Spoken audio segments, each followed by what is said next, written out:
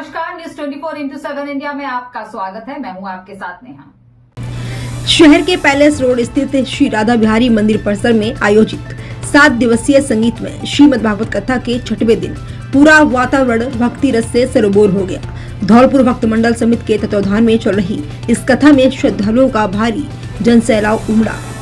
कथा व्यास आचार्य योगेश कृष्ण जी महाराज ने भगवान श्री कृष्ण की बाल लीलाओं से लेकर श्री कृष्ण रुक्मिणी विवाह प्रसंग का अत्यंत भावपूर्ण और सजीव वर्णन किया। कथा का शुभारंभ उद्धव गोपी संवाद से हुआ। आचार्य श्री ने बताया कि गोपियों का निस्वार्थ प्रेम और समर्पण ये सिखाता है कि ईश्वर प्राप्ति के लिए केवल ज्ञान नहीं बल्कि शुद्ध प्रेम और भक्ति आवश्यक है।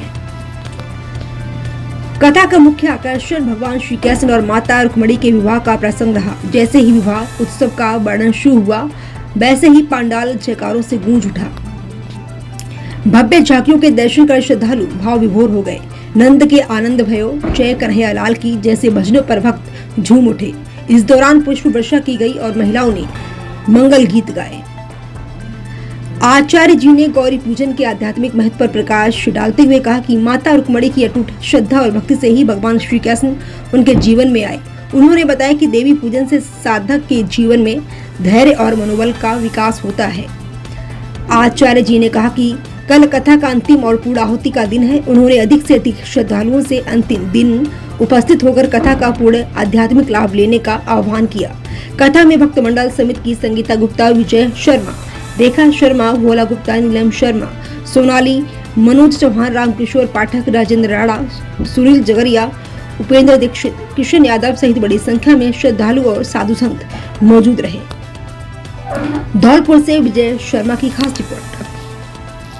किसी को वर्ण नहीं किया है और आज हमारा जब विवाह योग हम हुए करने का कहकर आया है।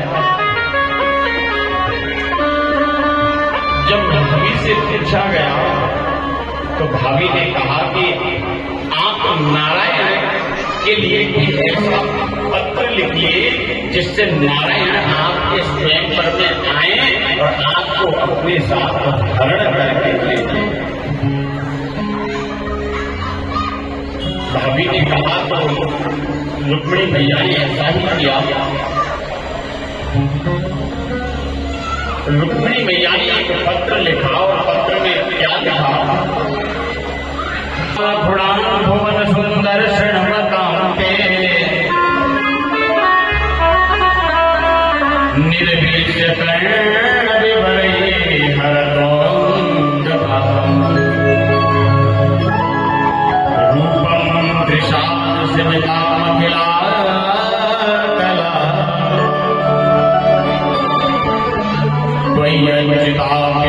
इस पत्र में लिखा कि प्रभु मैं वर्ण नहीं कर सकते, लेकिन प्रभु मेरे अंदर एक बड़ी उत्कंठा है। मैं कभी आपके बारे में जब स्मरण करती हूँ तो मेरी एक बड़ी विचित्र भ्रांति हो जाती है। तो भागवत की कथाएं हैं वो ज्यादा हो जाती है।